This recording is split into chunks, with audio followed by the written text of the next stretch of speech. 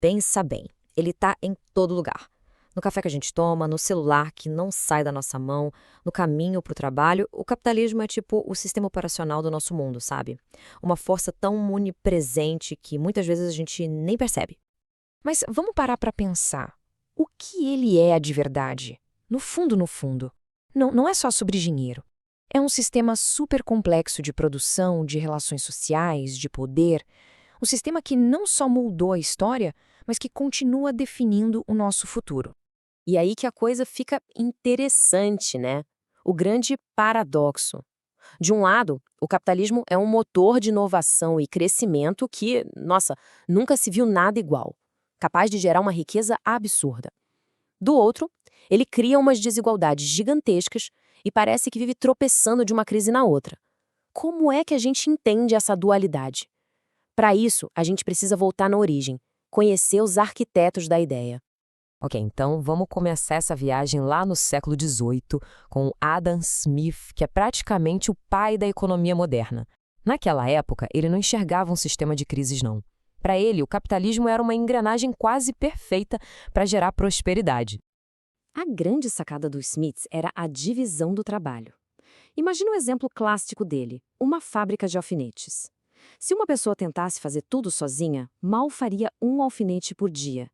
Mas e se a gente dividir o processo? Um puxa o arame, o outro estica, um terceiro corta. De repente, a produção explode.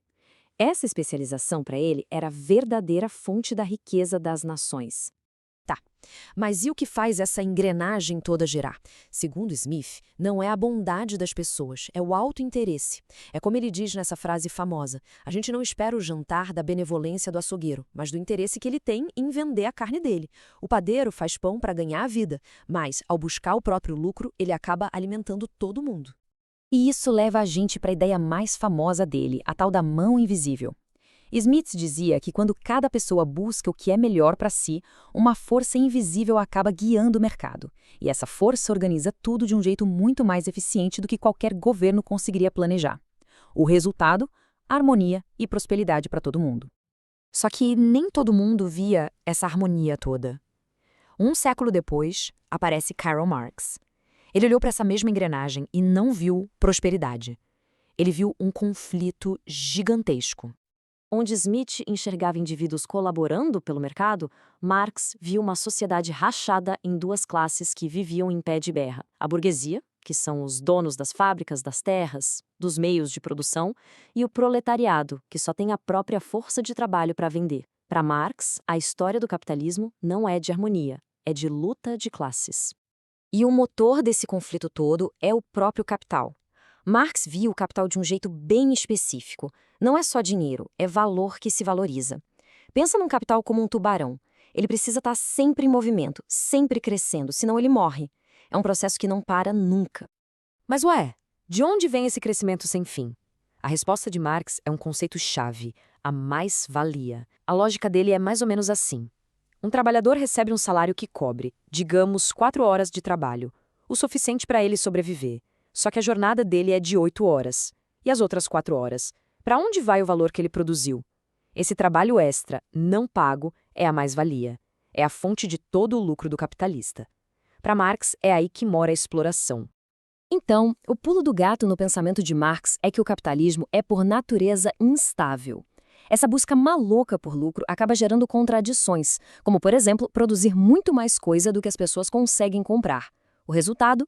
Crises econômicas que vêm e vão, cada vez maiores. E essas crises não são um acidente, não são um bug no sistema. Elas são uma característica central dele. Inevitável. Então, a gente tem a visão otimista do Smith e a crítica radical do Marx. Mas parece que está faltando uma peça nesse quebra-cabeça, a cultura. E é aqui que entra Max Weber, com o olhar sociológico que muda tudo. O Weber se fazia uma pergunta: por que o capitalismo moderno explodiu justamente no Ocidente? A resposta dele não era só econômica. Ele olhou para a religião, para a ética protestante. Grupos como os calvinistas, por exemplo, veem o trabalho duro, a disciplina e o reinvestimento do lucro não só como algo bom para os negócios, mas como um dever religioso, um sinal da salvação. Essa mentalidade criou o espírito perfeito para a acumulação capitalista. E a consequência disso é o que Weber chamou de jaula de ferro.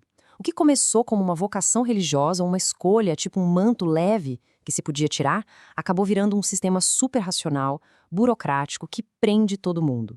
Hoje, não importa mais no que a gente acredita, a gente é forçado a viver dentro dessa lógica de eficiência e trabalho sem fim. Smith, Marx e Weber nos deram as plantas, as críticas. E nós? Bom, nós somos os herdeiros disso tudo.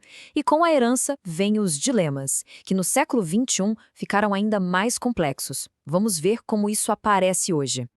Um dos maiores desafios de hoje é a sustentabilidade. Aquela lógica do lucro incessante que o Marx descreveu bate de frente com os limites do nosso planeta.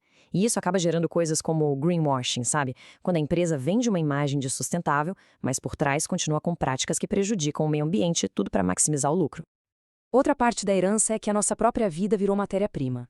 O tal do capitalismo de vigilância não extrai valor só do trabalho físico. Ele extrai da nossa experiência online. Cada clique, cada like, cada busca, tudo vira dado. É a mais-valia do século XXI, extraída não dos nossos músculos, mas dos nossos comportamentos. Tudo para prever e influenciar o que a gente vai fazer depois.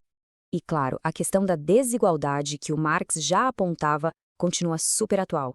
Olha só esse gráfico, é gritante. Nas últimas décadas, a fatia da renda que vai para o 1% mais rico aumentou absurdamente, enquanto a fatia dos 50% mais pobres encolheu. Os resultados do crescimento claramente não foram distribuídos para todo mundo. E aí, o que a gente faz com toda essa herança? As visões de Smith, de Marx e de Weber continuam ecoando até hoje, bem no centro dos nossos maiores desafios. Fica bem claro que os grandes debates sobre o futuro do capitalismo giram em torno de 3 eixos que não dá para ignorar. Como fazer ele ser sustentável para o planeta, como proteger nossa privacidade nessa era digital e como construir uma sociedade que seja mais justa e com menos desigualdade. No final das contas, o debate todo pode ser resumido com uma metáfora. O capitalismo é como o fogo. Para Smith, é uma fogueira que nos aquece, uma fonte de conforto e progresso. Já para Marx, é um incêndio sem controle, que ameaça queimar a casa inteira com crises e exploração. A grande pergunta, então, fica no ar.